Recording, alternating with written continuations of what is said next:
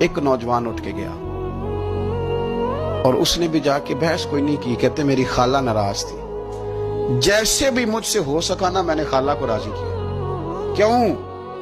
یہ بڑا کمال نقطہ ہے, اس کو سمجھنا. یہ کمال نقطہ ہے. آج کو یہ نہیں کہ بچے کے دن رکھ لیے تو اب خالہ کو منانا ضروری ہو گیا. اب یہ نہیں کہ رشتہ داری کرنی ہے تو منانا ضروری ہو گیا, شادی پہ جانا تھا تو ضروری ہو گیا. آج خالہ کو منانا اس لیے ضروری ہے کہ مدینے والے رسول نے کہہ دیا اٹھ کے چلے جاؤ. حضور کی رضا کے لیے, نبی پاک کو راضی کرنے کے لیے آج ضروری ہو گیا. ضروری. کریم نے فرمایا جس کا کوئی رشتہ دار ناراض ہے اٹھ کے چلا جائے. کہتے ہیں جیسے بھی مجھ سے ہو سکا, جس طرح. اس لیے نہیں کہ الیکشن تھے تو ضروری تھا, اور جیسے تیسے بھی تھا راضی کرنا مقصود تھا, اس لیے کہ اللہ رسول راضی ہو. میں نے خالہ کو راضی کیا, آ کے واپس بیٹھا. اب رسول پاک علیہ السلام نے قول ارشاد فرمایا, بات ارشاد فرمائی.